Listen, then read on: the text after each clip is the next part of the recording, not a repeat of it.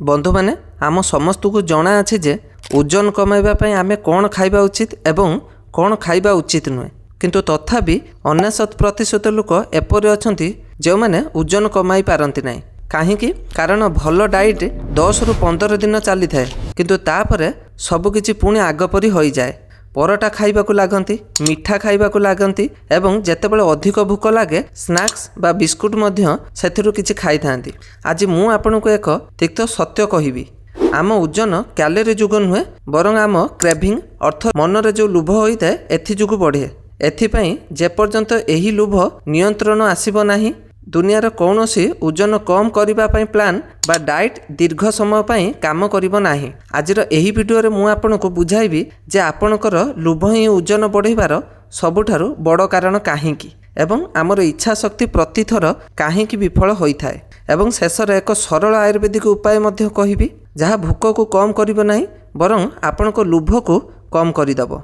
ओजन टिके कम हेबाकू लागे किंतु तापर 2-4 सप्ताह पर आपण एहाकू नियमित चालू रखि पारंती नाही एवं पुणी लोभ हेबा आरंभ हो जाए। आ पुणी आपण भाबंती मो पई तो एसबु संभव नुहे, मु केबे ओजन कमाई पारिबी नाही। कुहंतु एमिति आपणक सह हुए कि नाही? कमेंट करी निश्चय कहिबे। आपण केबे एपरि अनुभव करिसंती आ निराश मध्ये होइसंती कि नाही कुहंतु। असल रे एहा आम समस्तक सह हुए, एपरि मो सह मध्ये अनेक थर होइछि। आमे समस्त मनीष मात्र भूल हो जाए, तेणु चिंता करंतु नहीं। आज मु आपणक एही समस्त समस्या को दूर करने जाउछि। तो आसंतु प्रथमे बुझिबा जे एहा एक्चुअली काहींकी हुए। देखंतु एहा हुए कारण आपणक जीवनर शैली बा बायोलॉजी हैक हो जाए। एहा नुहे जे आपणक भितर कौनसी अभाव अछि, एही समस्या भितरु हुए।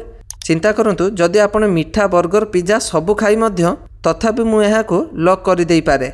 बंधुगण, लोभ नियंत्रण करिबा पई आमे केउ डाइट खाइबा उचित एवं कौन खाइबा उचित नुहे आजिर एही वीडियो रे एसबु कथा आलोचना करिबु नाही, नहले वीडियो अनेक लंबा हो जिवो। तो बंधु माने एथिरे दुईटी जिनिस अछि, लवंग एवं दालचीनी। जदि आपण एहाकू सठिक उपाय रे व्यवहार करंती तेबे एही उपचार आपणक ब्लड सुगर को कम करि पारे, खाइबा परे मिठा खाइबार इच्छा को शांत करिबारे साहाय्य करिथाए। यही लवंग आउ दालचीनी बंधु माने आपण जानते कि जेतेबेले आमे किछि खाऊ विशेष करी कार्ब जिनिस ताहा हम ब्लड सुगर को बढ़ाई दिए। समस्या जेतेबेले हुए जेतेबेले सुगर बहुत शीघ्र ऊपर को जाए एवं सेतिकी शीघ्र तळु को खसी आसे। एही कारण आपणकर लोभ हो जाए। दालचीनी आम बॉडीर इन्सुलिन को सेंसिटिव बढ़ाए, अर्थ आम शरीरर जो इन्सुलिन तैयारी करिछि ताहा आहुरी भल भाବରେ काम करे। लवंग आम बॉडीर ग्लूकोज हठात कम करिथाए।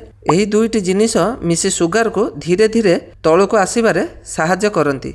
एही फଳରେ आपणकर ब्लड सुगर एक स्वाभाविक स्तर रे स्थिर रहिबा आरंभ हुए। एही उपचार आम पेट और मस्तिष्क संयोग उपरे मध्य काम करे। लोभ सर्वदा भोक जोगु हुए नहीं बरं अनेक समय यह रिवार्ड स्पीकिंग बिहेवियर रु होई थाए। जेपरि मस्तिष्क को मते किछि स्वाद चखाओ। लवंग और दालचीनी उभय मस्तिष्कर रिवार्ड सेंटर उपरे सीधा प्रभाव पकई थांती। फलरे आहुरी खाइबार सिग्नाल धीरे धीरे आपणकर दुर्बल हो जाए बा कमी जाई थाए। तृतीय गुण हैला एही उपचार शरीरर ट्रेस इन्फ्लामेशन को मध्य कम करे। जेतेबेले आम शरीर रे ट्रेस बा चिंता थाए, मानसिक हेउ बा शारीरिक, कोर्टिसोल नामक एक हार्मोन शरीर बढ़ी जाए। कोर्टिसोल बढ़िले लोभ आहुरी शक्तिशाली हो जाए, विशेषकर मिठा और किछि स्नैक्स जातीय खाद्य प्रति। जेतेबेले एही उपचार ट्रेस बा चिंता और इन्फ्लामेशन को कम करे, आम नर्वस सिस्टम को शांत करे एवं ट्रेस को सेथिपाई भल काम हो जाए। एही उपचार सठिक उपाय रे व्यवहार करिबा पई ध्यान देई बुझंतु, कारण एठारे मेथड ठारू टिके अधिक टाइमिंग और क्वांटिटी गुरुत्वपूर्ण।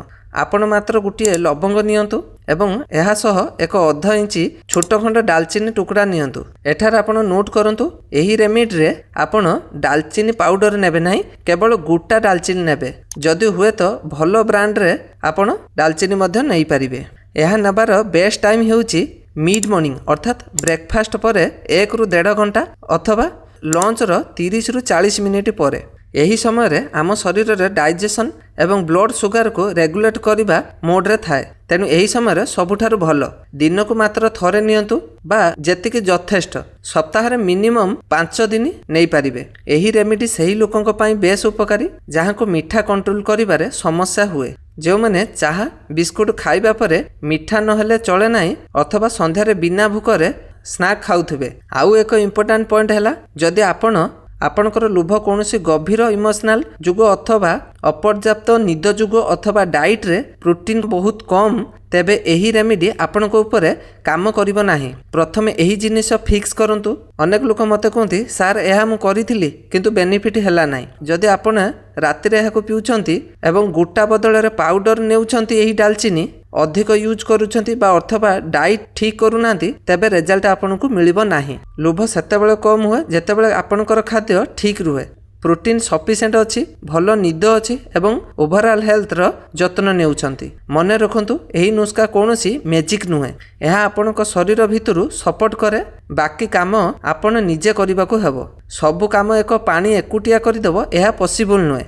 ଏହି ଭିଡ଼ିଓ ସେହି ଲୋକଙ୍କ ସହ ସେୟାର କରନ୍ତୁ ଯେଉଁମାନେ ଦିନ ଭରି ଠିକ୍ ଖାଆନ୍ତି, କଣ୍ଟ୍ରୋଲରେ ରୁହନ୍ତି କିନ୍ତୁ ସନ୍ଧ୍ୟା ହେଲେ ଧୀରେ ଧୀରେ କଣ୍ଟ୍ରୋଲ ହରାଇ ଦିଅନ୍ତି।